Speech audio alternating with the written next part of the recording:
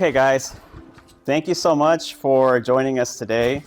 My name is Oscar Jimenez. I see a lot of familiar faces and I see some that are not familiar, so I'm ready to get to know you guys after this event. And this event's going to be powerful because we're going to have so many speakers here today, all talking on different types of topics. We have coaching, finance, multifamily, affordable housing, and other ways to make money with real estate. So thank you guys for being here today. So before we get started, can we just give a round of applause to all the guys who helped here in the past? Thank you guys. The first speaker that I'm going to bring up today, by the way, it's her birthday, and she's here today. And she's going to talk about a good topic, and that's finance. And finance in a space where you can leverage other ways to invest in real estate using these other types of finance strategies that she's going to go over with. So I've had the pleasure of working with Carmi. Carmi and I have gone to different events, speaking from anywhere, local libraries, to even the US military, which we went to, and we spoke to over 75 soldiers on financial literacy. So it's my pleasure to bring up Carmi Kim and give her a round of applause. It's her birthday today. Thank you. Thank you. Well, welcome. Thank you, Oscar. Very great introduction. We are now in our chapter 4 because we've been doing this multifamily and finance series. And today we're going to be talking about the most requested secret weapon of great real estate investors. And I say great because I'm not just talking about individual, but also corporations. Previously, though, we talked about building a strong financial foundation. And this is because we want to make sure that both our individual new and seasoned multifamily or real estate investors are well versed and know how to weather any financial storms, should there be any. Because the last thing we want to happen is for you to sacrifice your other assets and investments that you've worked so hard for. And we also talked about the different assets where you can grow money, raise capital, save and keep it and grow it some more. But we talked about it in the context of dividing them into different tax categories. That way it's easier. But for today's session, we're just going to talk about the most asked 7702 Index Universal Life Insurance. And yes, we're going to talk about a tax advantage account and how it can mitigate the risks in real estate investing or multifamily. We all know as investors, we're all investors here, we're all aware of the market downturns, right? We've all embraced that already. We've been having some liquidity challenges from time to time. Taxation, definitely. Unsecured cash flow, meaning we just can't predict how the property taxes will go. But the last few years, I've never seen it go down. Insurance premiums will always go up. Multifamily tenants challenges, which means there is a limited margin for us to sometimes raise our rent for our tenants because there are cash flow hikes. So there are competitor concessions sometimes, right? Sometimes the competitor will offer free 3 months of rent or maybe 2 months free rent. And so now the trouble is, how can I raise my rent for those people and raise my income as well? Now, what is Index Universal Life Insurance? And we're talking about this just because some of you have been asking a lot. Definitely, it's a life insurance policy. It has death benefit, but it's got long-term care and living benefits as well. If we qualify, then good, you're going to have long-term care. However, we are going to talk about how you can raise it or leverage it for your investments or capital raising because it has downside protection. If the market drops, you don't lose money. It's copying the indices. Can be S&P 500 local or global indices like BNP Paribas. You've seen those companies sponsoring the tennis tournaments and golf tournaments, right? Tax-free access, meaning if you need the money, for example, you have another project, you can take out the money tax-free. And also, the money growing in there, including the interests, are also tax-free. So, one of the very good benefits for investors, I'm going to summarize it better like this. Again, tax-free capital access if you need money to raise capital, mark-linked growth, downside protection. If the stock market goes down, your money in it does not go down as well. Very good asset protection because in the event of probate, in case, or if creditors are running after you, a lot of times it can help you because it's not included as an asset. It's considered a protection. So no one's gonna touch it. One example, not so good, will be R. Kelly, O.J. Simpson. You know where their money are? That's why it wasn't touched, and people are living their lives till the last minute. So again, there's also tax-free death benefits. Oh, I'm going forward. How do I go back? We're getting excited here. So we have liquidity also during refinance if there are sale gaps.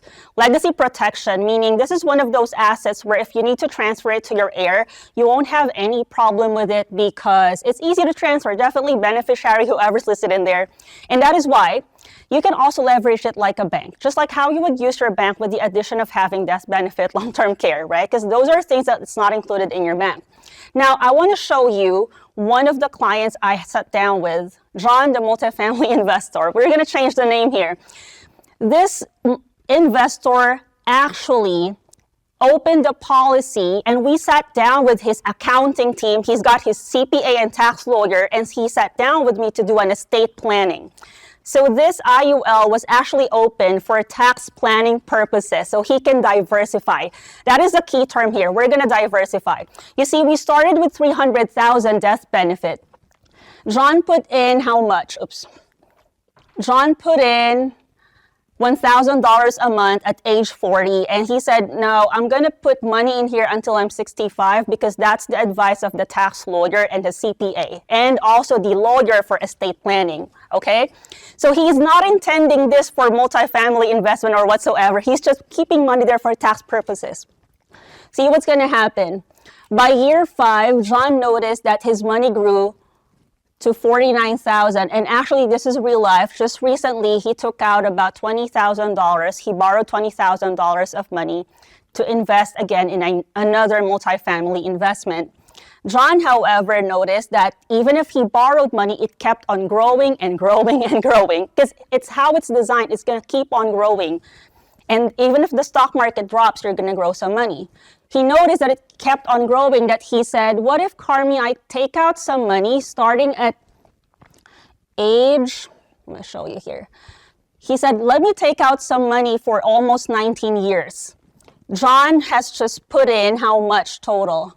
At this point, he just put in a total of here, 600. So he had put in, let me see here.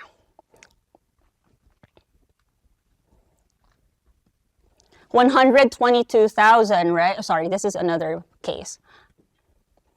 So John has put in just a total of $200,000, but from there, the money kept on growing that he's able to take out a total of $503,000 should he want to use this for his retirement as well. Again, this policy was not intended for retirement. We've set him up with annuity, and he has the other things like Roth, variable stuff, but because it's growing too much, he said, let me take out some money if I retire at the age of 65. And he's able to take out $26,000 every year, cumulative $503,000 total. But he only put in how much? $100,000 to $200,000, right? Again, another thing, this IUL is for a baby. The mom opened this intentionally for university planning. But this mom is also a real estate investor, guys. So when the baby turned 18, recently she got admitted to Harvard, and she's receiving $2,000 from the government. She qualified for free financial aid, financial education. So good, right? She doesn't really need the money here. And the mom just put in how much? $400 every month from 1 year old, and now she's actually 19 years old. She's in Harvard now. So they didn't really use the money. What the mom did was actually she took out $40,000. Her cash has grown. She just put in a total of $122 in the past 18 years, but her money will keep on growing.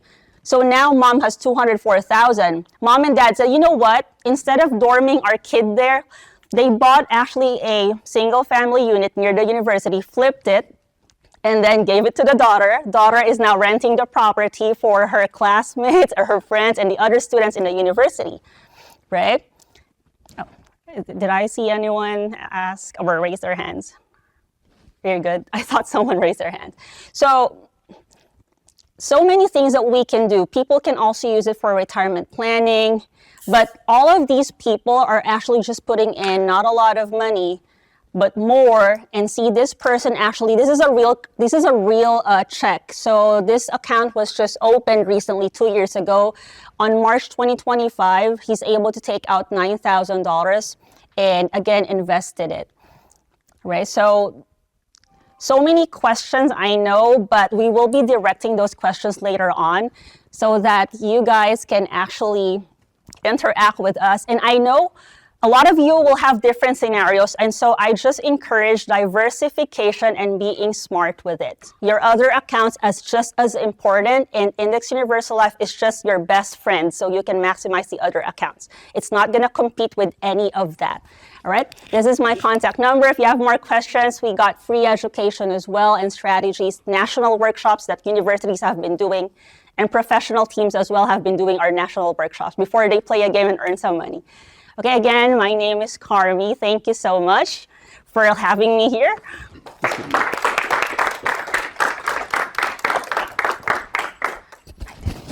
Thank you, Carmi. And I don't know about you guys, but if you were to pay attention to some of the things that she said, what caught my attention with her presentation was there's different ways to invest indirectly, but to get you into real estate if you wanted to, right? So she talked about how there was a person named John who was investing $1,000 a month on the advice of CPA and the tax attorney, right? And those people told him, hey, do this so you can make sure your taxes are taken care of. However, $1,000 a month started to add up, and he was like, you know what? I can use some of this money to get into real estate, and took some of that money out and invested into real estate, right? So those are types of examples of things that you can do investing outside of real estate to get you into real estate. I've had people tell me, Oscar, how do I get into real estate? That's a really, really wide open question. I mean, there's so many ways to get into real estate. People think they have to wholesale to start getting into real estate. People think you have to do fix and flip to get to start in real estate. You don't have to do any of that. You can do it differently if you know how to do it the right way. There's other methods to do it, right? And so for me, when I sat down with Carmi, I was like, Carmi, this is amazing. People should know about this because I don't know how many people have told me, I have money, what can I do with it? Well, there's different ways that you can invest your money, right? You don't have to go into immediately real estate or stocks or anything like that, right? You can do it different ways and then leverage that money to get into different investments. Anyway, let's give it back up for Carmi. It was his birthday today, so birthday girl. All right, the next speaker I'm going to be bringing up is someone who I've had a pleasure working with, and it's just been an amazing journey. Jesse is what started as a side hustle for him became a seven-figure moving business built from the ground up. Jesse was a former X-ray technician, EMT, first responder, used his warrior grit, magician strategy, and king leadership to grow a top-rated moving company in Phoenix area in the East Valley, leading a crew of 10 plus, operating 4 trucks for both local and long distance, and currently has just under 300 5-star Google reviews. He's not just a businessman.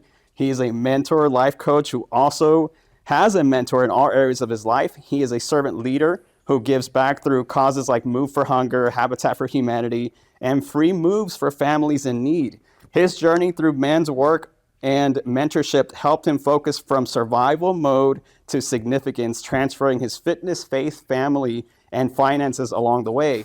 A proud father of 2, the most handsome grandfather I've ever seen of 2, and a servant in the Mighty Men's Group and Champions and Christ Men's Ministry. Jesse stands today as a living example of what happens when you fully step into your purpose. Please welcome Jesse, King, Warrior, Magician, and Lover in Motion, which he will go over shortly. Everyone, let's welcome Jesse to the stage.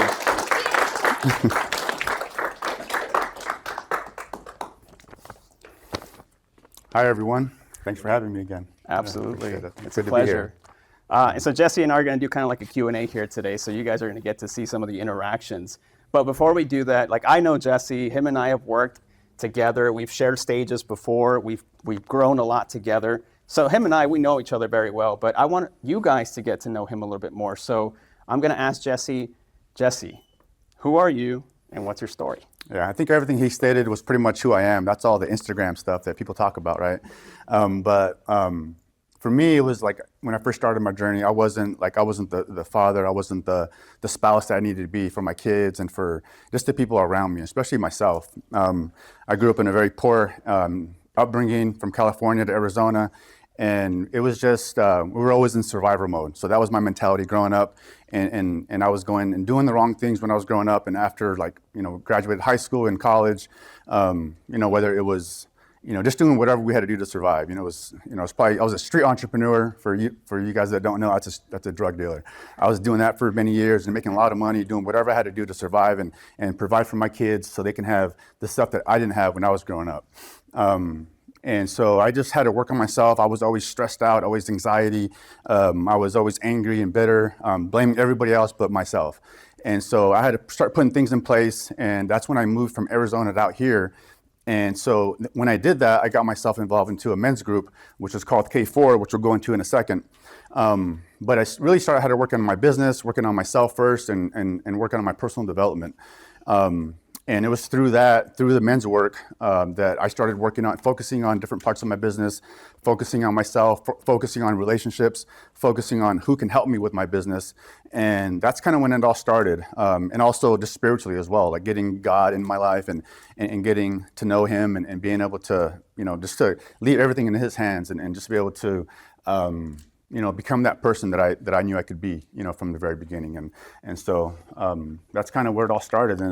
And so I've been, been a coach, been a mentor, and I'm just excited to help other people give value.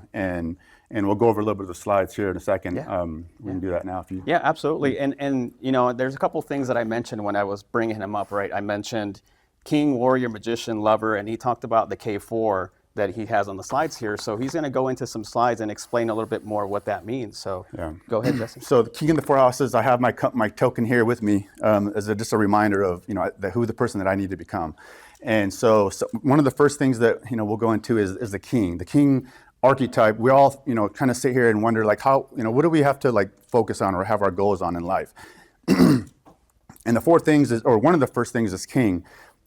Just being able to be a leader. Who in here has ever led a toast or said a prayer at the beginning of a, so these are all the king kind of, mentalities that we need to have. And some of you who want to be a king can make that your goal to be a king, to stay a blessing or to start a business. And that's kind of where the journey began, is just putting those goals in place and really having other men that you can talk to and work with and keep each other accountable. And this was life-changing for me. Going on to the warrior, who in here competes in the competition or does jiu-jitsu or pool tournaments? Anybody compete? So there's a few of you guys. That's the warrior mentality. So anybody who wants to get into that or to lean into that warrior mentality would set those goals, to set boundaries, to compete in a competition that you've always been afraid to get into, right? Because that's what we all want to. We all need to get into the arena and challenge ourselves and be uncomfortable with things that. And that's where growth happens, is when you can be or become uncomfortable or being comfortable being uncomfortable, as they say. So those are some of the things. There's always the shadowy part to the warrior and to the king, but there's a book that I'll recommend in a little bit that kind of goes over that in detail. But everything has its positives and negatives to it. But then continue on to the lover. Who in here is a connector? Oscar is a great connector. He would be a lover, a strong lover archetype, because he connects people. Why you got to call me out like that, man? So, and that's a good thing. That's a really strong lover. Who in here loves art, beauty, stuff like travel, scenery. That's getting into your lover house. And just doing more of that and being, just being thankful, saying thank you. That's something that when I was, back in Arizona, I was always stressed out, angry. I would never say thank you to my spouse who would make me dinner, or anything. I was just very, always bitter. And just being able to say thank you more, just be more appreciative of what you have around you, that will grow you into your lover house. And so moving on, and also going back into your lover, there's a negative part about it too. A lot of the lover mentalities, not saying that you are or anybody else in here, but that's where a lot of the lover mentalities, they chase pleasure, right? They chase pleasure. A lot of them are addicted to drugs and alcohol because they want that pleasure, satisfaction. And like I said, not everybody has that, but that can come from the lover, a strong lover archetype. Moving on to the magician. Magician represents spirituality, insights, and systems. Who in here loves to put systems in place or processes in place and really likes that kind of stuff. So those are the strong magician's house that other people that want to get into that, want to maybe challenge themselves and get a system in place or put a process in place that they've always wanted to put in with their business, and they just don't have the time to do it. They hire somebody else to do it. That's usually really good at that kind of stuff.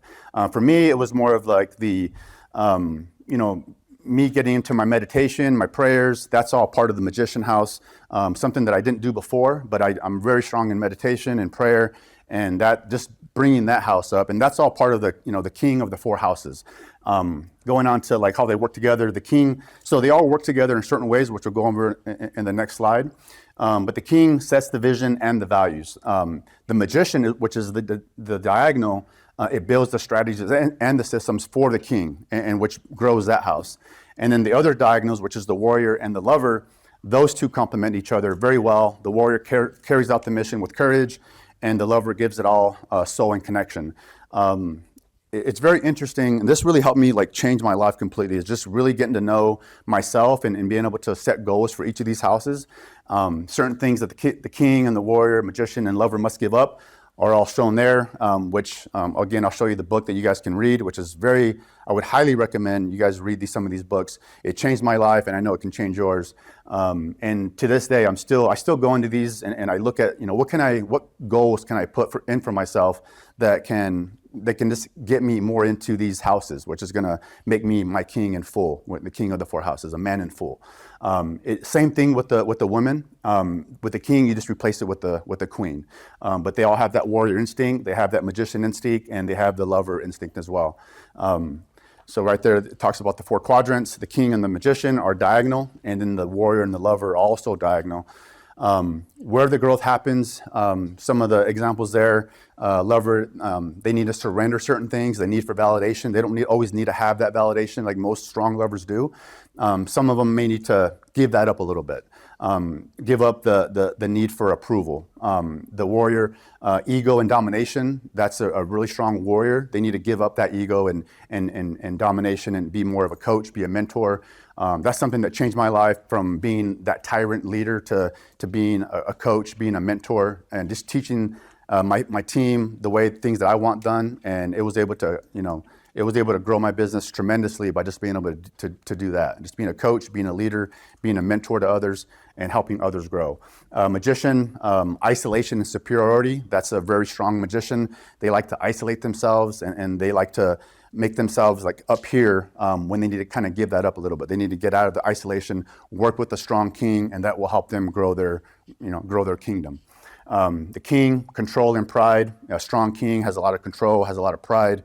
So that's something that they need to give up. They need to grow into certain things there, which is the lover is the warrior's grounded action. The warrior grows into the king's vision and purpose. The magician grows into the service and kingdom. And then the king grows into humility and co-creation. The final truth with this is every archetype contains a gift and a shadow. The king rules not over people, but for them. The warrior fights for the ego, or not for the ego, but for the mission. The magician teaches, and not manipulates. And the lover connects deeply without getting lost in emotion. And that was pretty much what changed my whole life. When I came out here to Dallas, it was like I didn't know what was going on. I was out here. I wasn't competing in anything. I wasn't in church. I wasn't working on myself personally. I wasn't growing my relationship with friends and family. And that's something that really just changed my life. It just growing those things, and it really helped elevate my business and myself. And then so one of the big things that we talk about in that program that I was in, and I'm not here to sell that or promote it. I'm just letting you guys know what helped me get through my stage where I'm at today.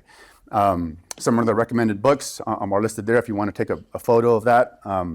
The King, Warrior, Magician, Lover book by Robert Moore and Douglas Gillette. That's probably the most powerful book that you can probably read. Other books there, Go Giver was a really powerful book for me. I've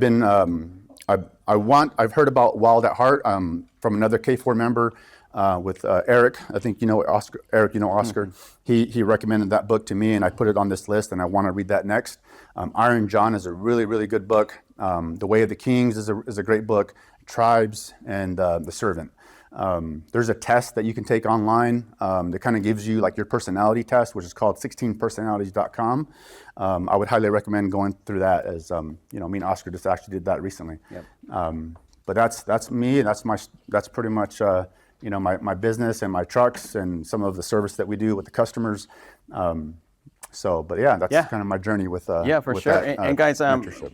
real quick, if you want to reach out to Jesse, that's how you can do it. That's a QR code. You can talk to him personally. That's his phone number. But before I, go into anything further, I want to mention what he talked about today about the different types of personalities is something that he had to learn about himself, right? Because a lot of us think like we know ourselves, but do you truly know yourself, right? And that's what he talked about. He's like, he was at a stage in his life where he didn't know where he was, and there were so many things that happened. He talked about anxiety, depression, and all these other things, right? And so he had to overcome that. And when he came here, he got more clarity as to where he fell into that type of, kingdom or something like that, right? And architecture. And so who in here can relate to when he talked about the king? Who rose their hand when they were kings? Anybody? One? Yeah, but that's because your last name is King, bro. That doesn't count. Go back to the diagonal slide one, right? Oh, I think it's this one. Oh, it didn't work. Well, anyway, so it talked about king and then lover, right? I think it's, right? King and lover. There we go. Oh, king and magician, right? Who are the guys who like to do systems? Look around, guys. Just look around, right? Okay. Who are the guys or people who are the warriors, competing and everything like that? Setting boundaries, competing, those are the warrior types. All right, look around for that, right? And then who are the ones who are the lovers? Apparently I'm a lover, so who's the lover? All right, we got some connectors in here. Somebody raised their hand twice, I saw that. And then, did I miss another one? I think I got them all, right? Yeah, I think. Yeah, okay. Well, the reason I had you look around is because the ones that are diagonal work great with each other. Obviously, Jesse had told me that what you want in a partnership is you want every single one of these, like the round table, right? You want those together. But if you're looking for a partner that complements you, just look for somebody who rose their hand who's maybe your king to your magician or something like that, or maybe your warrior to your lover, right? And then those will work very good in harmony, right? I don't know if you guys have ever had business partners before, but both of you guys bumped heads maybe, right? A lot of times. That's probably because you were maybe similar type personalities that just didn't match, right? For me personally, with my spouse, we're business partners. She's very much a magician for sure, right? And she's all about systems and processes and don't put me on the spotlight. I don't want to speak. I just want to be in the background. Anybody like that here? Yep. All right. She's like that, right? For me, I don't mind being up front. I like speaking, but she's like I don't like systems, right? So we bump heads because I'm like, I don't care for the system. I just want to go, right? And so we bump heads. And so now that we know our personality types, it's much different, right? Now, Jesse, I know we talked about a couple of these things here, right? A quick question for you based on this stuff, that your growth, right? What's one thing for someone who's new to want to get better in leadership and maybe get mentorship? What's one thing you would recommend to somebody who might want to get into more leadership and stuff like that? Yeah, I would say, you're never going to feel like completely ready or comfortable that you want to get into leadership or get into men's group, but you got to start somewhere and just be, being coachable, being someone who can take in information and working with just others, like we talked about, just working with other people, other men, other women, getting a strong network of people around you is where you're gonna really start to see the growth. Yeah. Okay. And then Jesse, I know you've done a lot of mentorships and coaching and programs like this, right? If there's anything you can take away from all the coaching and programs that you've done in the past, can you name like maybe 2 or 3 things that have helped you tremendously when it comes to getting coaching and things like that? I would just, again, it always goes back to this. It's always, if any of you guys have a mentor or have a coach and that person doesn't have a coach or a mentor, you're pretty much, you have a dictator, at that point. You don't have a mentor. Like me personally, like I'm always I'm always going to mastermind groups. I have I had a mastermind this week. I have a mastermind coming up with other moving company owners in September in Florida. I have another mastermind coming up in October in Ohio. We meet together once a week. Some of the other groups. So always just growing and developing and just sharpening your tool set, and just growing into that and being vulnerable, getting out of your comfort zone. I'm part of these different ministries where we do 1,000 lunges once a month with different guys coming from all over the country. We're doing ice cold baths. We're getting really uncomfortable.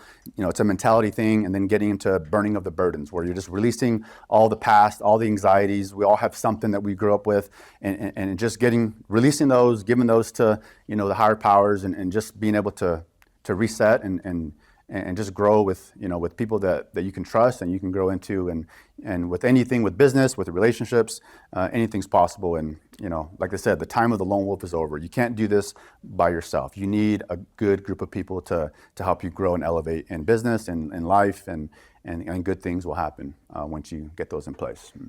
Did anybody else catch that? He said 1,000 lunges. Yeah. That's crazy. Can you put your slide up for the QR code? That one. There we go. So if anybody wants to reach out to Jesse again, grab his scan the QR code, grab his information. We have a quick video. Oh yeah, quick video. Sorry. So okay. I think it's the next one, the video, or on the Google Drive, the video. No. Yeah. Yeah. Okay. Anyways, while we see if we can pull that video up, I think it's in the Google Drive. Yeah. It should be in there. You talked about things like ice plunge, right? Has anybody ever done an ice plunge before? All right, I think those are the warrior guys and the kings in the back. If you haven't done an ice plunge before, I know the thought of it is so uncomfortable, and you probably don't want to do it. You'd probably be saying, like, who's crazy enough to do it? But I promise you, if you ever do one, how has it changed your life by doing an ice plunge? Oh, this changes my life completely. Just being able to get uncomfortable with that and sit in it. When you first get into an ice bath, you just want to, you want to get out, you want to scream, and you just feel very uncomfortable. But if you set yourself up in there and you just really embrace the moment and you really just live in that and sit in it, after a minute or so, you'll feel like you just want to sit in there forever. Like it's a very calming time frame for you that have done that and experienced that. I would highly encourage any of you guys to go through that uncomfortableness, and you will see changes just doing that alone. Doing 1,000 lunges, you're going to see what your body is really capable of doing. And a lot of those things, we won't do those by ourselves. But if you're with other men, other people that can help you do that, like we won't do that by ourselves, but we'll do that with somebody else. And same thing with life, and same thing with business. We will do things that we won't even think that was possible if we have somebody else helping us get through those difficult times. So I know him and I talked about, like, he did a men's group and they did 1,000 lunges, and he talked about some of those people, life-changing things happen there. But talk about some of those guys who were doing 1,000 lunges and some of them who struggled to get there, and some of the things that happened because they weren't able to do it, but they were surrounded by those guys. All right, yeah. Some of those guys are just, you think you can't do it, you're not in shape. Some of the guys, one guy had 2 prosthetic legs, and there was this guy's, helping him every step of the way, getting through that. And just being able to see that growth with everybody and working together, it was super powerful. But it's life-changing, and we do that once a month.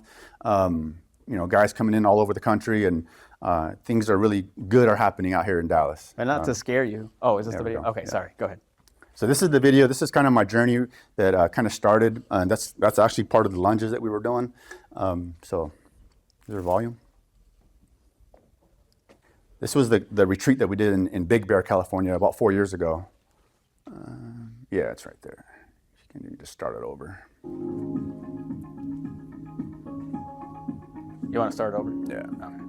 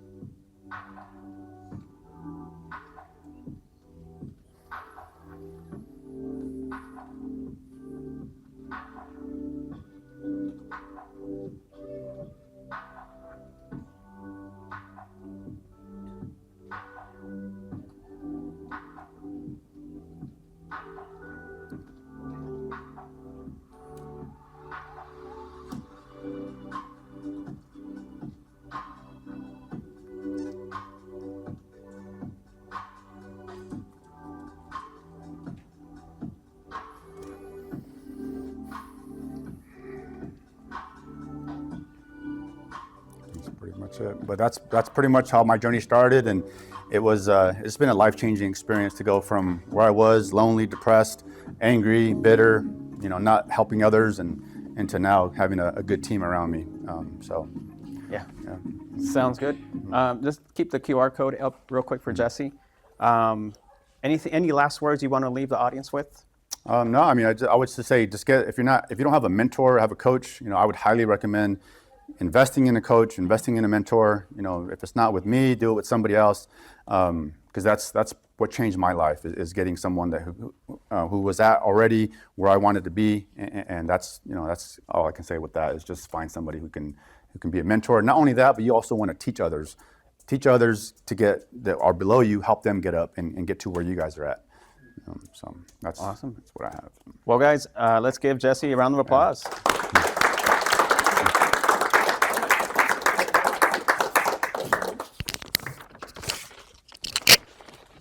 All right. Anybody learning some stuff here today? Nice. Okay. Well, if you are a lover like me, I want to meet with you afterwards. Okay. All right.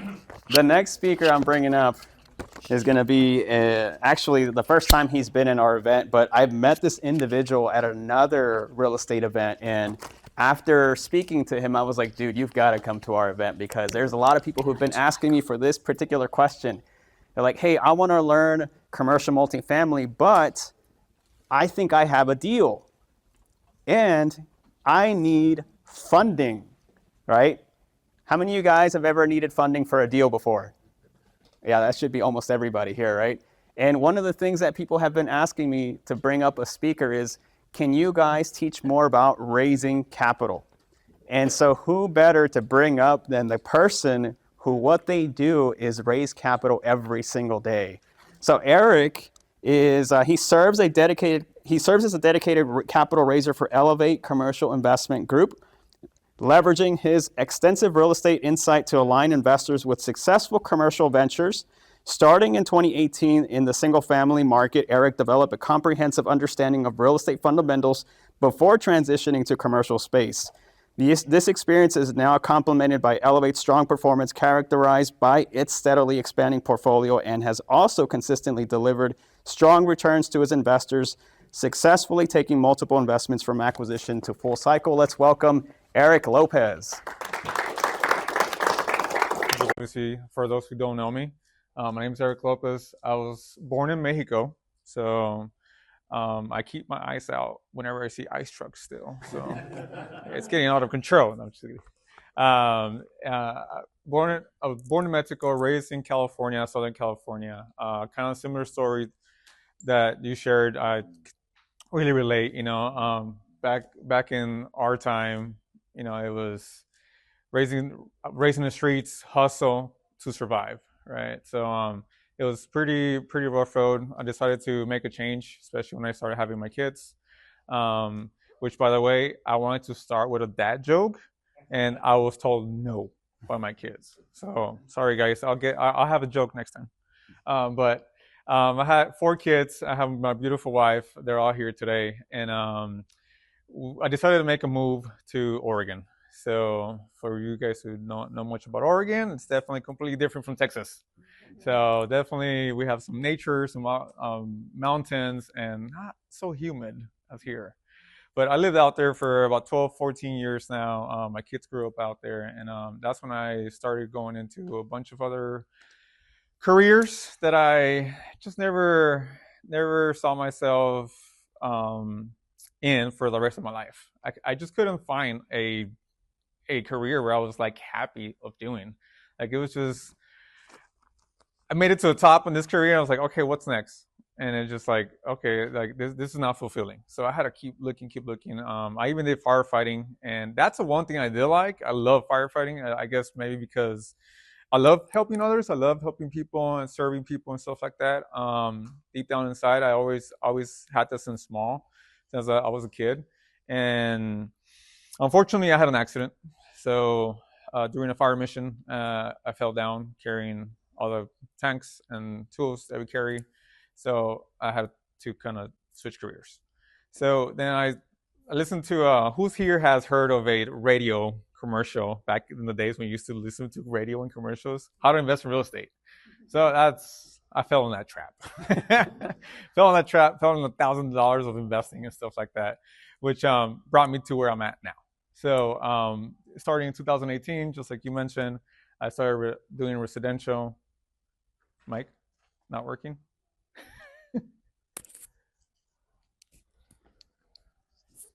All right, guys. Sorry, but you have to do this all over again. I'm kidding. I won't even say the right words. But anyways, starting in 2018, flipping houses in Oregon, California, and got kind of tired of flipping homes. I always say this. I feel like single-family residential is all about emotions, right? So your buyers don't like the floors, don't like the color of the walls, don't like this, don't like that. It's always emotions, right? Change this, change that. I don't like that.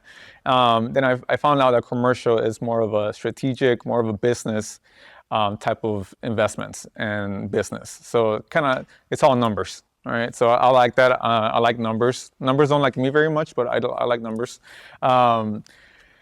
And I decided to move out here about around 2 years ago.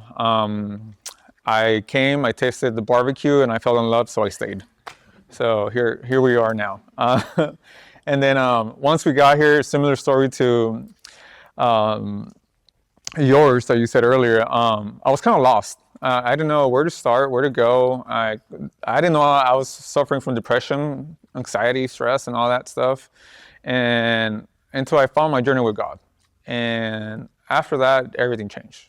Like my whole purpose in life and my goals were just to serve others, serve God, continue the journey with God. And that has led me to where I'm at now.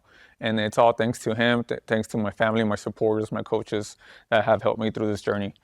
And with that said, being here in 2017, I got the opportunity to meet my mentor partner now. His name's, some of you know him, George Abreu with Elevate. And there was an opportunity of getting into his companies as a partner. And one thing led to another, and I got that amazing blessing to be there. So now I've been with J&T and Elevate Commercial Investment Group for the last 2 years. And with Elevate Commercial for last year, J&T 2 years. So who is Elevate? So obviously this is a team, just like you mentioned earlier too. You got to find the right people, the right lovers, the right warriors.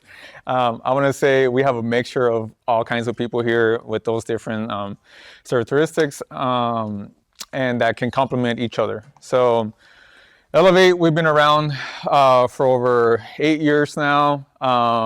With all of us combined, 45 years of experience. We have over 7,000 units that we have acquired, about $670 million under management, and altogether we have raised about $200 million with investors. And we are a vertically integrated company. So as I mentioned earlier, we do have J&T Construction, and we have our own property management group. And we just acquired an insurance company, actually, believe it or not. So that's still new, but that's still in the works. A little bit about J&T. Obviously, we have over 14 years of experience, both horizontal and vertical construction, in commercial retail spaces and multifamily. So that's how we have been known, getting known a lot. It's with other operators who are multifamily operators who are looking to do CapEx work, construction work, or even new development. So we try and help out as best as we can, especially because we ourselves are investors, and we know what the struggle is and how the numbers should work when it comes to CapEx work and developments. So now to get to the nitty-gritty of raising capital. The old school way, I don't know how many has done this before, but the old school way was who you knew is who you connected with, correct? So it's either a person, a family member, a friend, anything like that, right? You make a couple of calls, emails, and if they liked it, you raise the money. They used to work great, but companies have had massive portfolios, and success with that, the old school way. But things have changed, right? There's a lot of cons you guys can see. I believe a little bit more now. We gotta integrate and do things a little different now, the new ways to bring investors to you instead of you going out to them. So a lot of the things that we've implemented in our company is that we have a platform of leadership that helps us with podcasts, get interviewed in events.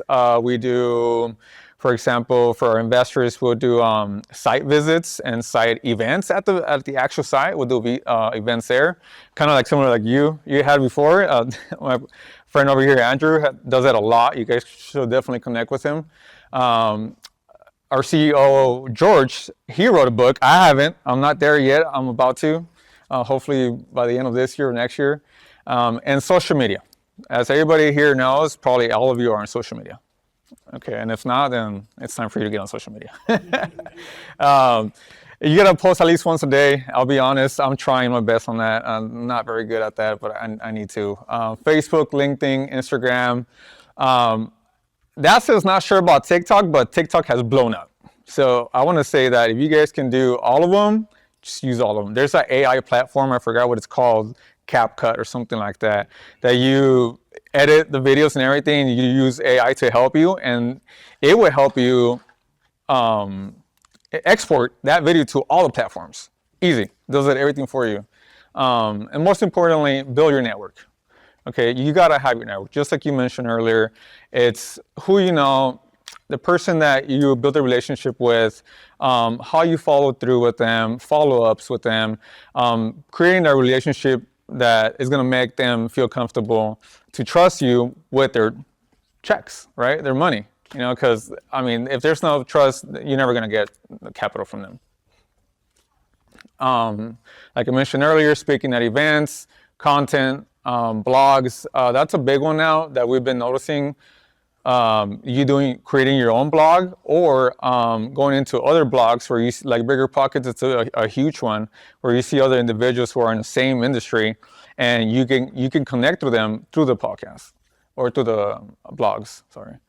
Email marketing. I don't know if some of you have gotten our Elevate marketing or not, and if not, probably you will after this. So sorry, not sorry, but email marketing is a big one. It's just, again, it's a AI system that just integratedly sends out emails every month or every 2 months, however you want it structured.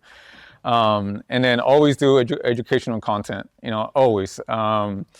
That's one thing that people love to see, and then just make it sweet and short and simple. Because most people's attention span, I believe, is 15 to 30 seconds, something like that. So I some of you right now are already lost me. I already lost.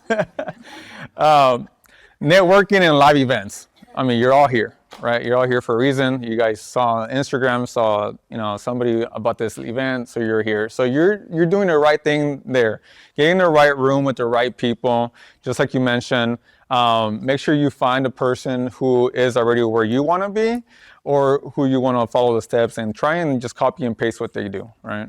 Don't try to reinvent the wheel. And there's some softwares here that I've shared. At the end, I'll have a slide where if you guys email me or just follow me, I can send all the slides to you, because there's a lot of stuff here that's coming up I can share. Once you're ready to raise capital, you've done all this stuff. Now you have a people on your pipeline, and you're ready to go. Now it's time to structure your syndication. Okay. Structure your syndication. Now, for some of you that don't know, there is two types of structures, 506B and 506C. So 506B, you could only raise capital from friends and family, and you cannot market that as mass for other investors.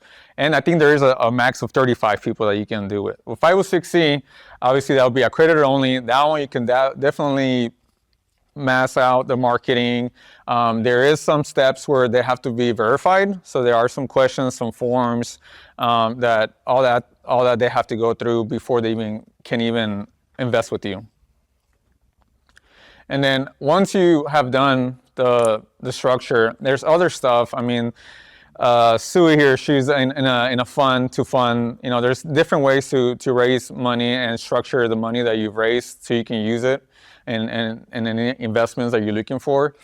Once you've done that, that's when investor relations comes in, and that's when you have to really have constant communication with that investor. You want to keep following up with them, giving them reports. A lot of operators out there, we've done LP before with other operators before we started doing our own stuff.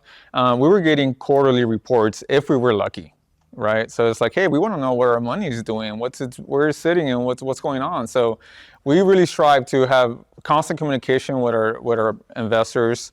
We're doing every month. We'll have a meeting or an email campaign where we tell them what's going on.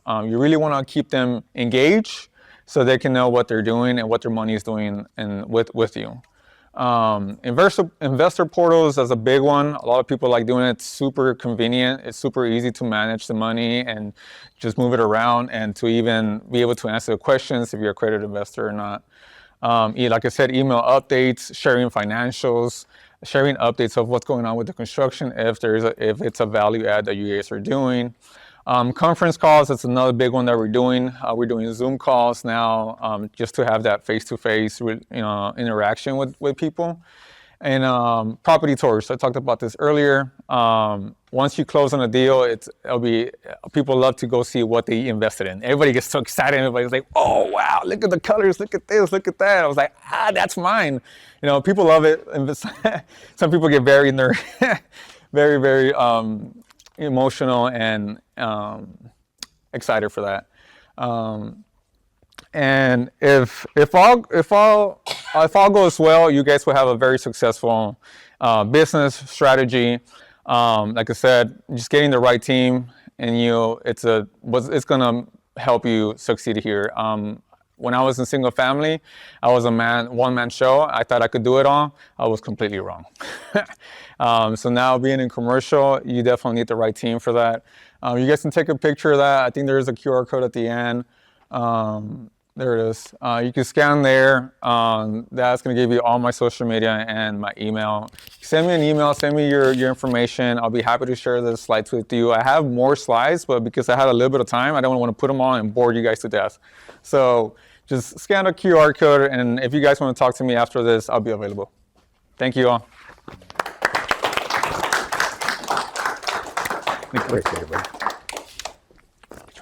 Wow. Like I said, that was one of the top requested topics. And I know there's so much more that he could have covered, but there's limited time, right? I mean, there's things that he didn't talk about that, what about the one-on-one interaction? What about the pitch? What about the slide deck, right? There's so many things that there still need to be covered. But I encourage you guys, scan the QR code, get with him, because I'm sure he can tell you more on raising capital. So the next person that I'm going to bring up, actually, I met him not too long ago. And the reason why I wanted him to come up and speak today was because I have a lot of partners who are also in the same space as co-living, right, in single family. But I also wanted to see how can we also implement this in multifamily, because there are ways that you can also implement this in the multifamily space. And so Justin King is a real estate strategist and former acquisition and asset manager of a 150-door single-family portfolio in DFW. Now a national account executive at PadSplit, he specializes in converting single-family rentals into high-yielding co-living spaces that deliver multifamily returns. Justin brings deep expertise in underwriting, market analysis, and investor engagement, helping new investors unlock the potential of single-family properties to scale efficiently. His focus on maximizing cash flow and mitigating risk supports both multifamily growth and expansion of affordable housing. Let's bring up Justin King. Thanks, man. Appreciate it. How you guys doing? Good. That's not me. Cool. Wait a second here. I do have a dad joke. He didn't give a dad joke. Was everybody kind of sad that he didn't deliver that dad joke? All right. So I got one. It's actually a 8-year-old joke my kid gave to me. Do you want me guys to tell you a joke about pizza? Sure. I'm not going to. It's too cheesy. All right. It's my 8-year-old, by the way. Yeah, not bad. Yeah, he's a comic for sure. All right, so today I want to talk about multifamily returns inside of a single-family asset. Now, I saw the hands that went up previously. A lot of you guys have done single-family or in single-family. Is that right? nod of the head. I'm not going to make you go through the exercise again, right? Cool. So that's what we're going to talk about today. I do want to highlight that I have really cute kids right here. 4 of them, 3 redheads, 1 non-redhead. Now, to be fair, the non-redhead is my COVID baby, so I knew where my wife was during that time period. So 4 children from me. And the reason I like to highlight my kids is because I know a lot of folks get into real estate because they're trying to build generational wealth. It's why I got into real estate.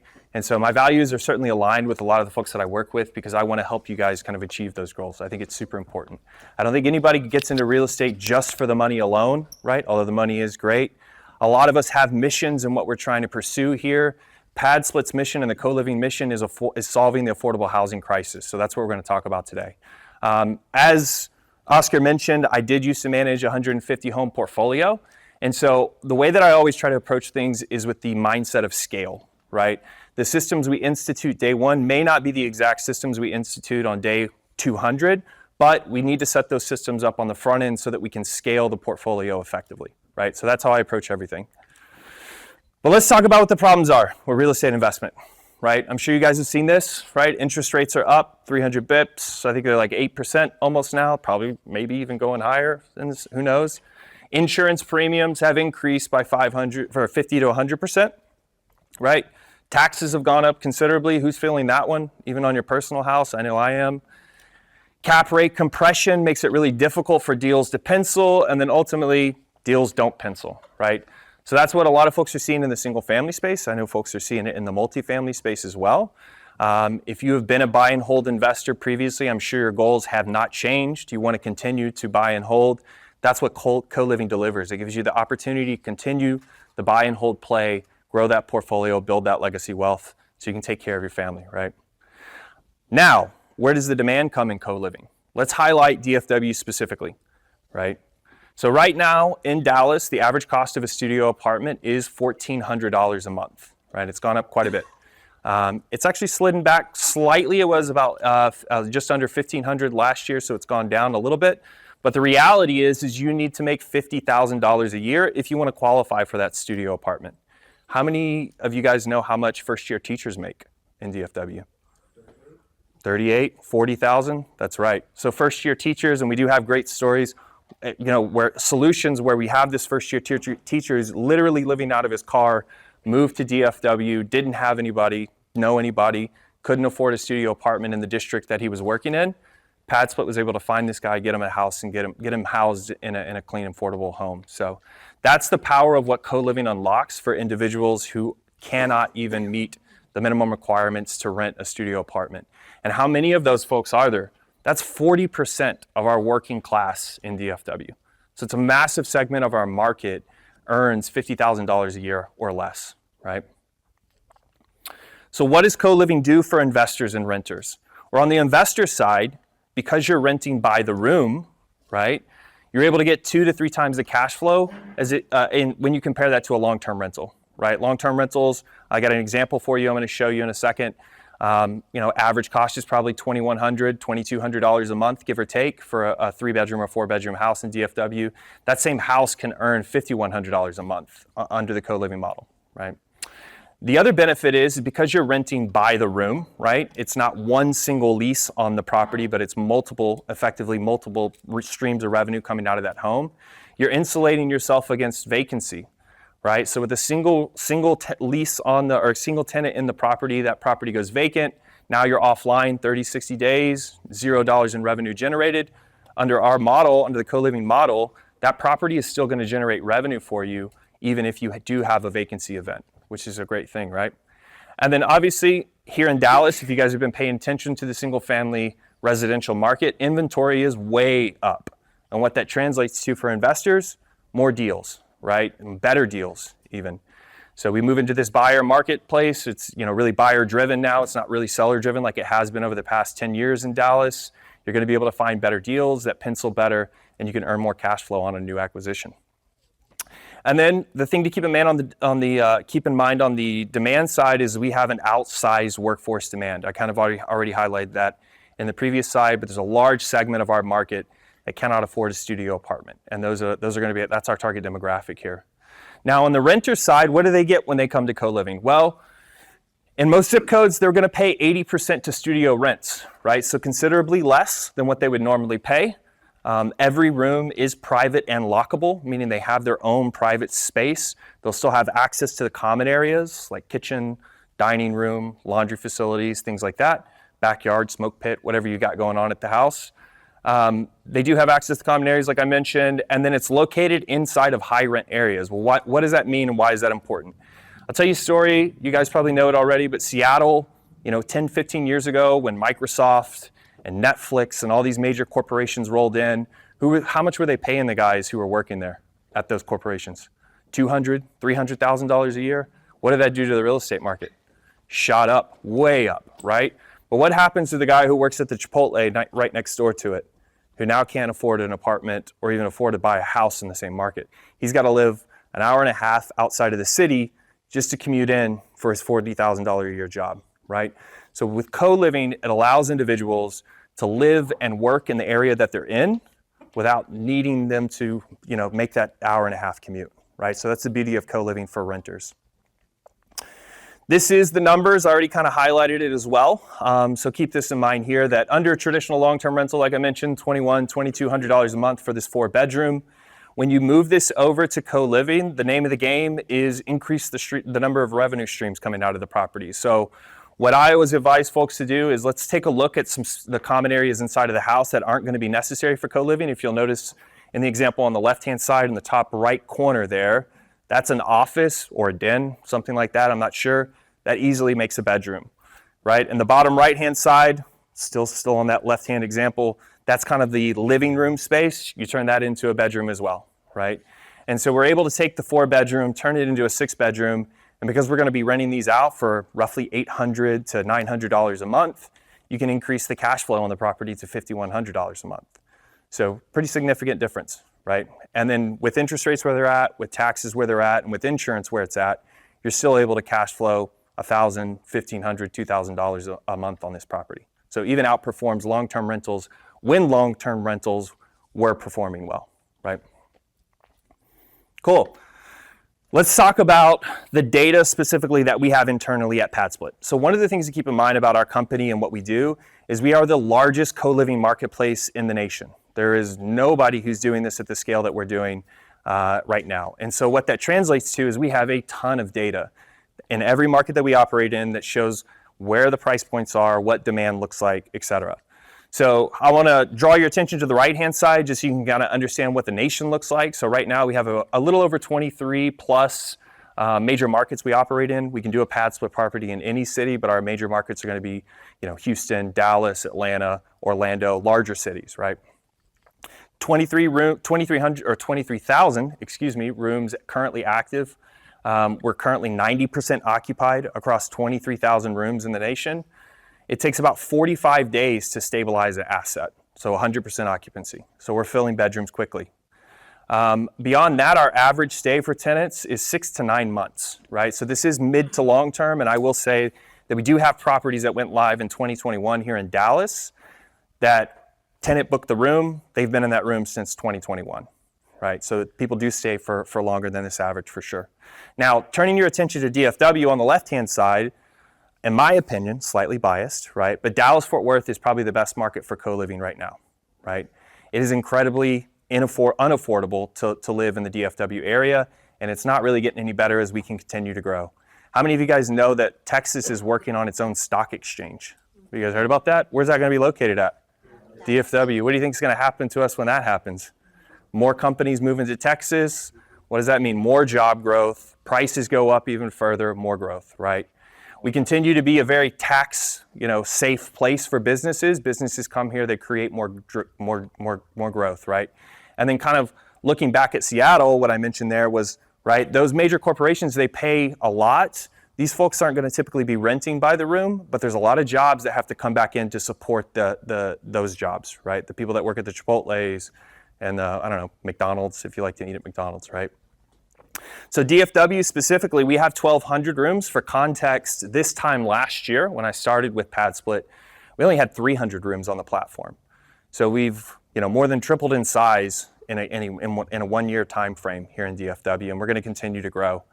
We're sitting at 94% occupancy across these rooms, and we get about 13,000 web searches specifically for Dallas on our website for rooms for rent, right? So insane demand right now.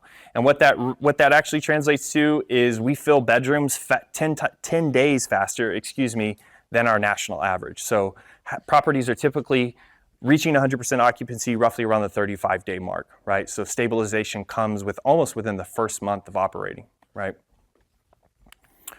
Cool, I want to show you guys what a portfolio looks like and what it means when you actually build this out. So this gentleman right here, his name's Jose Macora. If you guys are in sub 2, you may have bumped into him or have heard of him before. But this was at the end of last year. Jose had roughly 63 total rooms, as you can see in the top left-hand side. This was middle of December when I took this screenshot. Jose was earning, roughly $335,000 on the year. I think he actually finished the year with $360,000 in gross revenue.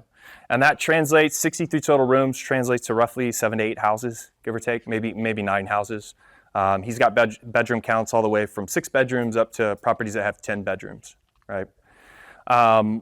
What is Jose doing this year? He's almost doubled his portfolio size in 6 months. He's at 116 doors now. 85% occupancy, and you can see his financial here.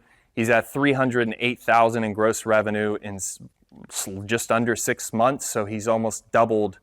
He's going to double his revenue this year, gross revenue this year, and he continues to add. I want to highlight this is because what Pad Split does, what we try to offer is our whole goal is to solve the affordable housing crisis one room at a time. Now, are we going to be the only solution here? No, but as you know, individual investors move a lot quicker, I'll say, than government entities and municipalities, right? And so we're able to fill bedrooms faster. We're able to help solve this crisis faster than what government entities are. And Jose is definitely a testament to doing that because he's bringing on units faster than people are able to even pencil out multifamily deals, right? That's all I got, guys. Cool.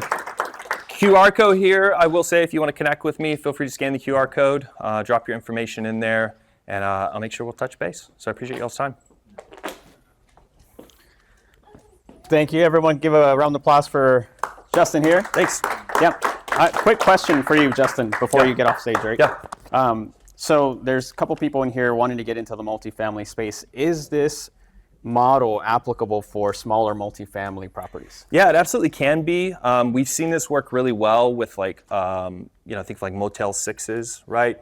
I think if you have a multifamily asset that has already been converted, renovated, ready to go for, to be multifamily, it can be challenging because we typically like to modify the floor plan to increase the revenue out of the property. And if you've already done that without co-living in mind, there can be some challenges there. But I think for new acquisitions in the multifamily, this is absolutely a viable model. And I will highlight the fact that our turnover cost is significantly lower, right? So if you turn a unit inside of a multifamily, cost can be $1,000 plus, sometimes more. Turnover costs for our individual bedrooms are around $50 to $100. Amazing. Yeah. Guys, if you didn't catch anything like what he just talked about, these are additional streams of income that you can add to your property. And you saw that last slide he had, right? That one person almost doubled their revenue in less than 6 months, right? That's right. Yeah. And so this is an effective strategy. Guys, scan his QR code, get with him afterwards, pick his brain, he's here. So take advantage. Yeah. Appreciate it, brother. Thanks, man. I appreciate it. No problem. Yeah. Let's give it up for Justin one more time. Thank you. All right. This next speaker I'm going to bring up is someone who took me almost 6 years to find because I don't know about you guys, but taxes is not something that I like to talk about very often, right? Taxes is one of those things that I don't want to do every single year, right? And so whenever I was in the multifamily space, it only got more complicated, right? Because now we're talking about investors and raising capital, fund of funds, all these other strategies, right? And then you're thinking, oh man, what am I going to do when it comes time to tax season, right? And so one of the things that I struggled with was that particular topic. And then I finally found somebody that was able to help me out after searching for so many years. So the next speaker I'm going to be bringing up is Mr. Larry. Thank you. Appreciate it. Yep. Listen, I saw when he said taxes, about 12 people got up and left. It was like, I don't got time for this stuff. But I promise the next 10 minutes will not be the boring, mundane tax stuff that you're probably used to. We'll try to put this in very, very direct terms, not a bunch of IRS jargon. So I'm going to take 5 minutes to really talk through what I believe are the top 3 benefits that you get as a real estate investor when it comes to investing in real estate and saving on taxes and or building wealth. And then we'll save 5 minutes for Q&A. And the reason I like to do Q&A during the presentation is because I can talk ad nauseum about a bunch of tax stuff, but it really means nothing unless it meets you all exactly where you are. So if you do have any questions around taxation, around real estate, we're going to have 5 minutes to get into the Q&A side.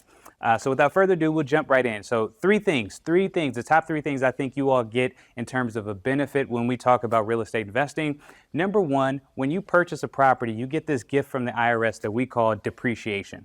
Depreciation is again, a gift, but it's a fancy way of saying you get a tax deduction for purchasing the real estate. Now, the technical term for depreciation basically means the devaluing of an asset over time.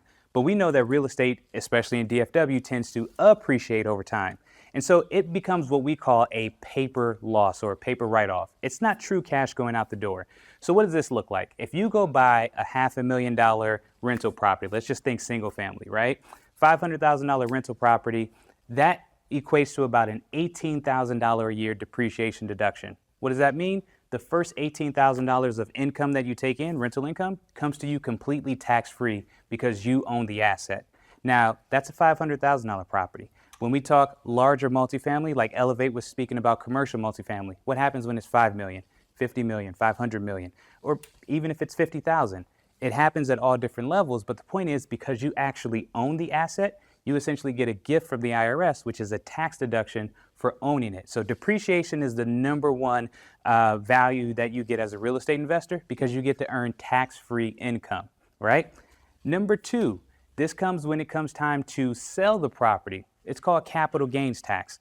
Now, when you own the asset and you hold it for at least a year or longer and you decide to sell it, you end up in what we call a more favorable tax position, capital gains tax. If you were to do it the other way and say if you were a developer or perhaps a flipper, wholesaler or something like that, that's more ordinary income. And what happens there is it's treated just like your W-2 income or your business income. It's the most unfavorable dollar that you can earn. But when you own the asset, hold it for a year, it goes into capital gains taxes when you decide to sell it. What does capital gains tax equate to? It's either going to be 0, 15, or 20%. Whichever one of those 3 it falls into, it's going to be lower than your regular tax bracket. So if your income is below, I believe if it's below 100 grand for the year, your taxable income, 0% capital gains tax. There are actually opportunities, if you're married filing joint, where you could earn about $130,000 in terms of capital gains and pay 0 tax on it. $130,000, no tax, right? That's the power of capital gains. If your income is a little higher, it may be 15%. If you're in the highest tax bracket, it's going to be 20%. But either way, it's going to be lower than what your regular bracket is. You know, our brackets right now go from 0 to 37%. So I definitely would pay 0, 15, or 20 before I pay 37. So if you hold the asset and sell it, you get capital gains tax.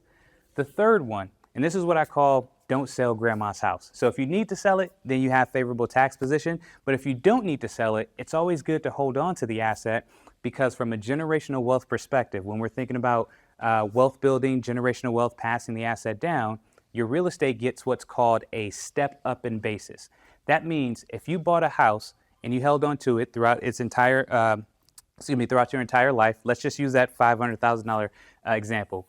You hold on to that property for 30 years, 40 years, or whatever it is, and at the time that you transition into the next life, if you will, that asset then passes to whoever your beneficiaries are, the next generation. What would a $500,000 real estate property be worth 4 years from now? You can throw out any number. Let's just say 1 million, maybe 1.5, but let's just call it a cool $1 million. 500,000 of appreciation over 30 or 40 years. Definitely possible in this area, right? When that asset goes to the next generation, they've got 2 really cool tax advantages.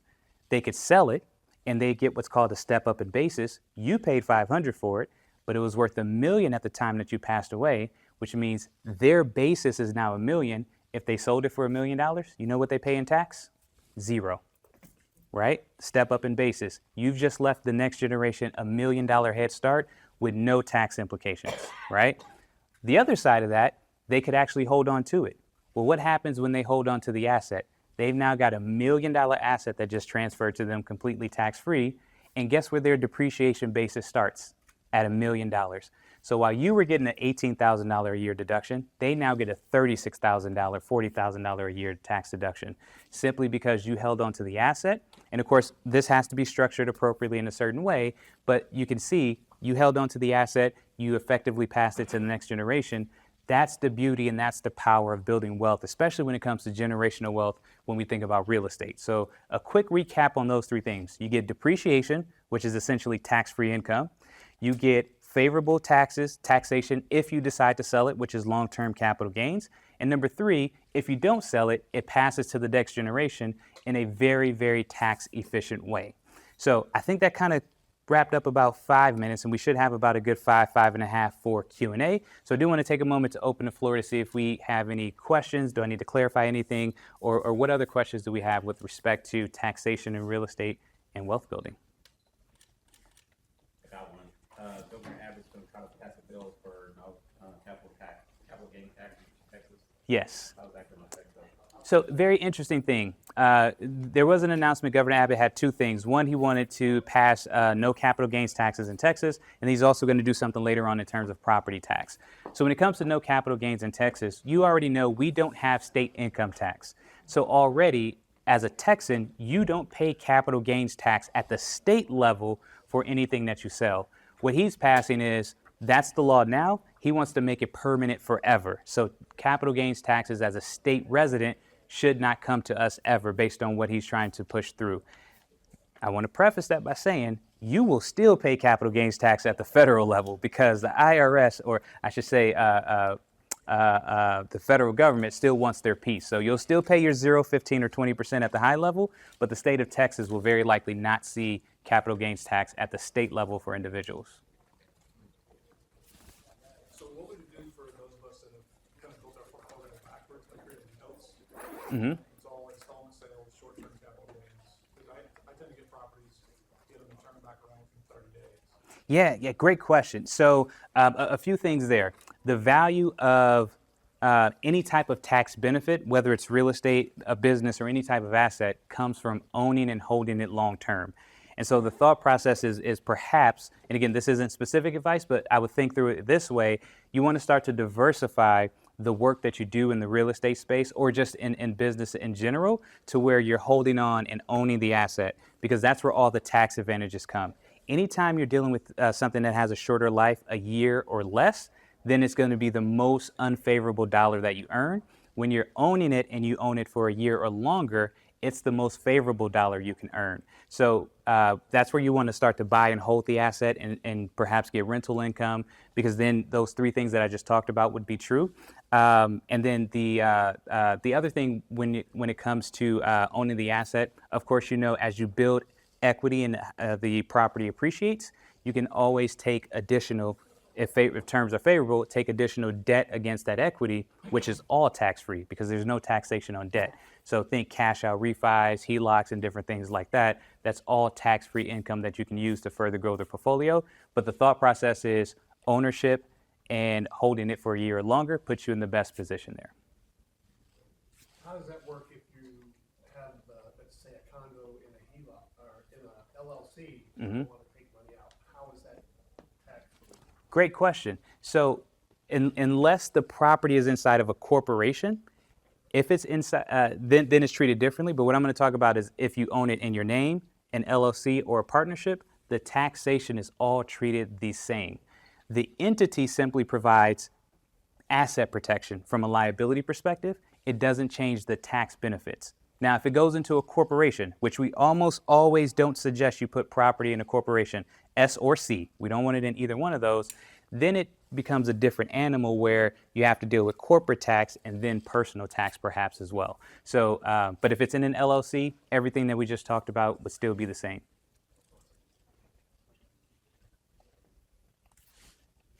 Awesome. Any other questions?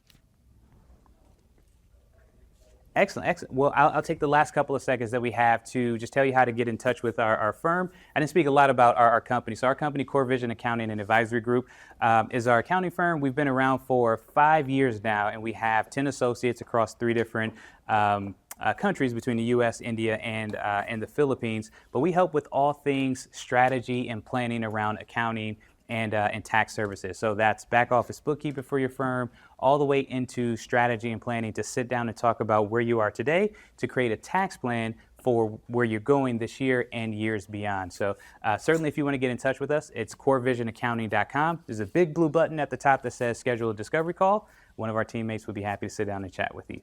So I do appreciate you all's time, and I hope that I didn't make you all very bored like the 12 people that walked out of here. So.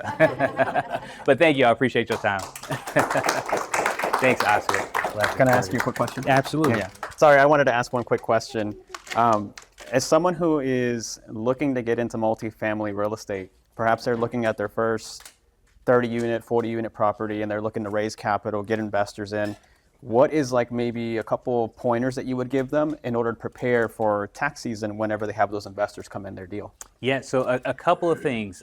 Whenever you're getting into the space, especially around raising capital, number one, you want to have your attorney and your accountant on the same wavelength at all times. You want to have tax and accounting, tax and legal in sync all the time, because when you're raising capital, it could be considered an unregistered security. So you're going to have your SEC attorney, but what they draft has very, very specific tax implications.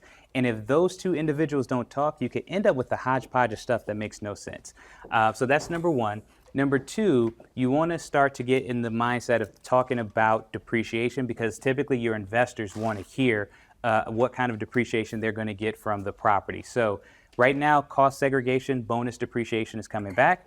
Donald Trump, through the One Big Beautiful Bill, if that gets pushed through, is sitting in the Senate right now, is talking about bringing back 100% bonus depreciation. Very favorable for your people. And then the last thing, or excuse me, 2 more things. Second to last thing I'll say is become familiar with some of the terminology on the tax side. Your job is not to be the accountant, but at least speak the language a little bit, because your people will have questions.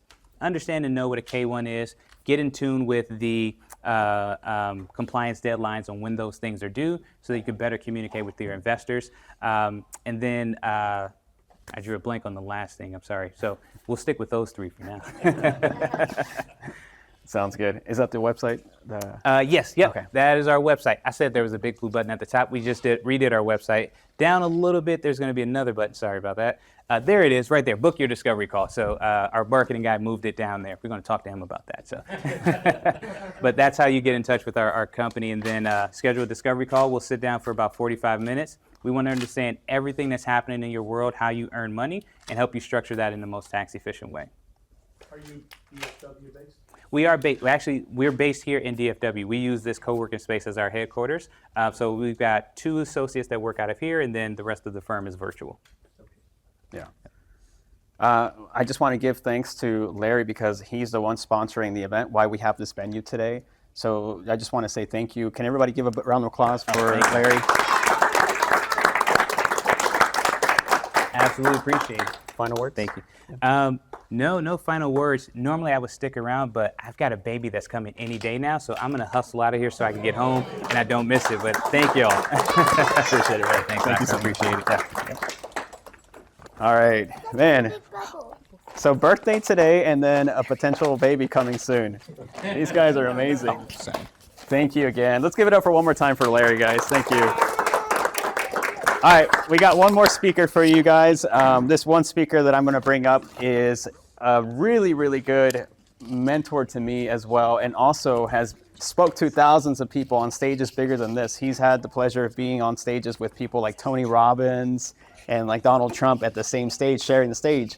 And so I asked this potential, or the speaker, to come up here today and speak on the topic, because the reason why I wanted him to come speak up here is because we're all in multifamily, we're all investors, we're all in real estate, and we always look for extra ways to make income in whatever we're doing to maximize our profits, right? And so it made sense to bring him up here today and speak on the topic that he'll be speaking on today. And so I want to welcome today, everyone, Senior Vice President Patrick Macer. I appreciate that. It's great to be here with everybody. And can we just acknowledge Oscar for putting on such an incredible show? Thank you for having all of us out here. Happy Father's Day early to the dads in the audience. I'm going to be very brief. Oscar mentioned that what you're going to see today goes hand in glove in the real estate community. I've been doing this over 20 years. Took a look at this presentation 20 years ago by coming to a room just like this. What you're doing here today, most people don't do. Most people are complaining about their situation instead of coming here to do something about their situation. So number one, understand you're not the normal everyday person. How many of us here like that fact? Right? I don't want to be normal. I don't want normal vacations. I don't want to live in a normal house or have a normal bank account. So when this presentation was given, I liked the concept of business ownership. I knew right away the direction that I needed to be personally is a business owner. I did not have 10 years of my life to fool around with, right? I didn't want to start something and 10 years later figure out what I'm doing isn't working. So I needed something that had already been proven, already been working, and this company was introduced to me and I liked the concept. One, business ownership. Two, they had a system that I could already plug into. But number three, they introduced me to a concept called residual income. And when I talk a little bit about this, understand this is massive passive income. Meaning outside of rent, outside of picking money up in other ways, we're going to show you how to create additional revenue streams on things that everybody has to use and pay for. Now, before we do business with someone, we want to learn a little more about them. The company's been around since 1993. They've got a North American presence. They've done billions and billions of dollars in sales. So they've checked a lot of boxes when I sat here and took a look at them. What does this company do? They acquire customers on behalf of major companies all over North America. These are industries that are here to stay, industries that people spend a lot of money on. Just to give you a quick example, wireless industry, we're involved in major networks here in the United States. Internet, we work with companies like Spectrum, companies like AT&T, where we can actually get paid on their services. And I'll talk a little more about that in a second. Electricity, obviously it's going up in price. You will see the biggest increase of electricity in the next 5 years. Data centers. How many of you heard of AI? AI will use more electricity in the next 2 years than any other thing in the United States. It is a supply and demand situation. What does that mean? The demand is outgrowing the supply. So as you watch your bills continue to go up, can we agree that's something that all of us here want to protect? We can have an opportunity to get paid on energy. We work with one of the biggest energy companies in the world called NRG. NRG makes electricity, for those of you that are familiar with that company. Healthcare, I'll talk about in a second. Home security, companies like Vivint, they give us free installation, free activation. They give us great deals for anybody that's looking for home automation, credit card processing, identity theft, and we do payroll with companies like ADP. Now, how many of us here would agree these are some of the biggest companies in North America? Companies we know by name, companies we've already seen and done business with. We're launching 2 new industries. One, home and auto insurance. How many of us want to get paid on their own home and auto, right? Can you imagine getting paid back every month on services that we have to pay?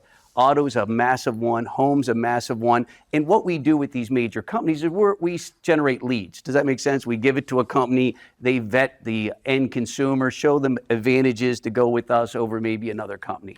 Second industry is online banking. I can remember yesterday when somebody said to me for the very first time, hey, can I just Cash App you? I was like, just hand me cash. I don't even know what you're saying right now. How many of you would agree that became a household name? The banks are moving into a cloud-based industry. Imagine getting paid on people's mortgages, on people using credit cards, on people having banking fees. These major institutions need one thing, and that's customers. And guess what we do? We go get customers. Now, just to give you a little bit of an understanding, wireless, we work with a company called T-Mobile Sprint. They have a wholesale division called Flash Mobile. I have 4 cell phone lines. 1, 2, 3, 4, unlimited everything. My bill's $105 a month plus tax. Now, how many of you know somebody pays more than $105 a month plus tax for 4 cell phone lines? Probably everybody. So the opportunity is if people are looking to save money, we have an opportunity to do that. Second one is healthcare. Now, being self-employed for 20 years, I had the pleasure of paying for my own healthcare. Now, I've used a company called Blue Cross and Blue Shield. I'm sure everybody knows who they are. This company came out called Impact. I went from $2,700 a month down to 600 a month for my health coverage. Now, here's the best part. My family didn't have to change doctors. How many of you like that? Now, the beautiful part about this product here is the fact that they give you credits if you go to the gym, eat vitamins, do anything health related. Now, this is a disruptor in healthcare, meaning this is the Uber, the Airbnb of healthcare. Now, how many of us know people that work because of health benefits? How many of you would like to hire people and provide health benefits? This is a way for you to be able to do that. And it's a major opportunity for people that like the concept of disrupting, especially in the healthcare arena. Now, let's talk a little bit about what we do. We go direct to consumer. What does that mean? Meaning we're able to help these major companies get customers. Now, how many of us like the idea of offering services when people move into properties? Right? Can we agree they're going to get them anyway, right? They're going to get electric, they're going to get internet, they're going to get cable. And what if we could show you a way to get paid on the services that they're going to go get anyway? Now, that's the part that caught my attention. Now, look, I don't own a bunch of real estate. I wasn't a big business owner. When I sat in this presentation, I was just an average person making average money, but I wanted a business. And what stopped me in business usually stops most people: the price of entry. How many of us would agree with that statement? Right? When you look at what ACN has done, they brought the affordability down to anybody. I became an independent rep. I paid $299 one time, $25 a month, and now I'm partnered with the biggest companies you know by name. Now, let me tell you what they do. They create a website, they take care of all the marketing, they take care of all the billing, they take care of everything that none of us here want to get involved in. Now, why this becomes powerful is the way we get paid. Now, this is the part that I would start leaning in on. One is when a customer comes in, we get paid bonuses when services are acquired. Give you an example. I've got a multifamily organization. They have thousands of doors. People move in every single month. Every time they take electric, every time they take internet, they get a one-time bonus upfront per service that goes through the door. And if you look at the bottom, it's unlimited, meaning it's unlimited cash flow coming in every month at the beginning of the month. How many of us agree is that important in real estate? Right? Money now. How many of us want money now? Right? So this is a way for that to happen. Here's the part that Oscar and others see as a massive opportunity, and that is to get paid on the back of the bill. Now think about this for 1 second. I signed a customer up one time, 20 years ago. What have they done every month for the last 20 years? What do you think everybody does? Pays their bills. And imagine you getting paid a piece of a bill that everybody has to pay.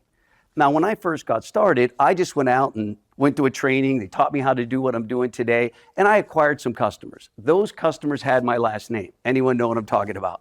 Mom, sister, dad, brother. And I said, look, it doesn't cost any money to be a customer. How many of you have family like mine that'll do anything for you as long as it's free? Right? Okay, good. Those were what's called the customers, right? Now, we get paid on the back of the bill. What does that mean? That means if you sell the building and they're still your customer, you still get paid on their bills. Let that sink in a minute, right? I've had people that literally put thousands of customers on, sold the portfolio, and they're still getting paid 10 years later on the services of the tenants because the tenants didn't leave. Does everybody see how that's another income? Now, I know Oscar and the smart people here, it's like a P&L, or I don't know what you guys call it, but money outside of rent. How many of us agree if you're going after investors, what do they want to see? What else are you making money on? Rent? Everybody makes money on rent. What else are you making money on? This is a very big opportunity for people that are in that space. Now, again, I'm not that guy. I was the guy that got a handful of customers. What I did is I started to build a team. And you can get paid 4% on the customers that other people go out and get. So what I did is very simple, is I put some customers on the books, right? Made sure everything I heard made sense, went to a training, and then I invited people to come take a listen. Now, I wasn't a presenter, I wasn't a public speaker, but I knew people that were motivated to make more money. How many of you know motivated people to make more money? I invited to a presentation. Somebody else gave the presentation. At the end of the presentation, some people said, I just want to be a customer. Great, they signed up to save money. But there were people in the audience that said, I want to get paid on these services. They sign up, and now you can get paid 4% every month on the customers that other people go out and get. Customers you're probably never going to meet. in a city you don't live, state you don't visit. How many of us here would love to sit back and get paid on services that everybody has to pay? That's exactly what happened for me. And I started with a handful of people over the time being with them. My handful of people turned into 250,000 customers. Now, let me tell you what those 200,000 customers are doing today. Paying their bills. And whether I'm swinging a golf club or laying on the beach, what does everybody do? Pay their bills. Now, here's what I love about this, is you guys are in a very unique position because how many of you know people that have more doors than you? Great. Introduce them to me. I had a gentleman that was a renter. I said, who's your landlord? He said, I don't know. I said, don't pay your rent this month. You'll find your landlord. Sure enough, he got a call from his landlord. Landlord, where's my check? Oh, I said, come on over to my house and I'll give you the check. Came over, FaceTime me, right? Put me on FaceTime. I said, hey, how much money are you making on the internet and electricity at your properties? He said, nothing. I said, would you like to change that? Absolutely. He came in, brought all of his properties in, and guess who got paid on it? The tenant. The tenant's getting paid on the landlord's properties. How many of you want to get paid on other people's properties without investing? Me. I do. That's me. And so if you like the idea, we're looking for people that we can partner up with. Just to give you an example, I met Sophie. Sophie's a real estate investor, and she's probably what I would consider like a perfect person for what we're up to because number one, she's an accounting background. So how many of us here heard the accountant a little earlier? So she understands numbers and how important numbers are in business. Number two, she has always been self-employed. And number three, she's a real estate investor. And so if you don't mind, just sharing a little bit about what's happened for you, how long you've been involved, and how much money did you save on healthcare? So let's stop there. She saved $17,000 on her healthcare. Everybody clear on that one? What? She's self-employed. She has to pay her own health care. She doesn't have governmental. She has a big company paying for it. She has to pay it. Sorry about that, but that's $17,000. How many of you agree that gets everyone's attention? All right, go ahead. And that's exciting. Thank you so So much. how many customers do you have total? I have 1,600. No, actually 1,800. 1,800 customers. Now, she didn't go out and get 1,800. She introduced me to a handful of people that said, I like the concept. They went out and started getting customers, done a phenomenal job. She's a regional director. If we could just give her a round of applause. Great job here, Sophie.